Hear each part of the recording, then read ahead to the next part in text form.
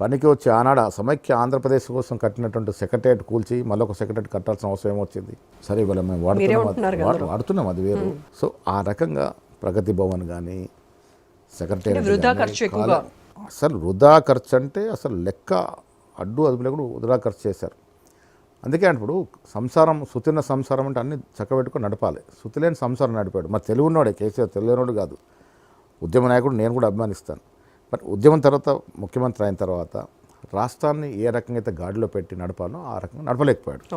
దాని ద్వారా ఏమైతే ప్రజలు ఏదైతే ఆశలతో ఆకాంక్షలతో వారికి ఎన్నుకున్నారో వారే విసిగిపోయారు. అరే ఈ రాష్ట్రం ఇంకా కేసీఆర్ చేతుల్లో ఉంటే అప్పుల పాలు కాదు కదా, అసలు మొత్తం రాష్ట్రాన్ని అమ్మే పరిస్థితి ఉంటుంది కాబట్టి మార్చాలనుకున్నారు. ఆ మార్చే సమయంలో రేవంత్ రెడ్డి గారు పీసీ అధ్యక్షుడు, యంగ్ ఒక డైనమిక్ లీడర్గా మా సీనియర్ నాయకులంతా ఆనాడు బట్టి గారు కానీ, ఉత్తమ్ కుమార్ రెడ్డి గారు కానీ, దామోదర్ గారు కానీ సీనియర్ నాయకులంతా కూడా కలిసికట్టుగా పనిచేయడం, ప్రజలు ఆశీర్వదించారు, అధికారంలోకి వచ్చాం.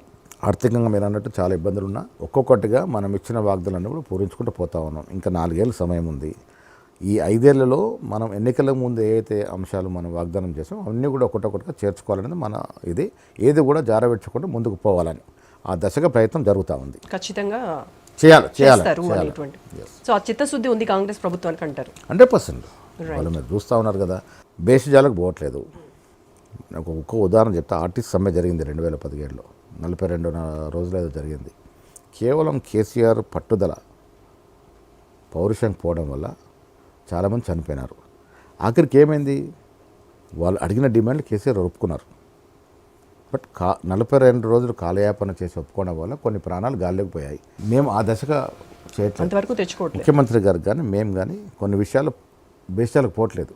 ఇప్పుడు మన నిష్పక్షపాతంగా నిజాయితీగా సైంటిఫిక్ మోడ్లో సర్వే చేసాం. 3.1% మిగిలిపోయింది.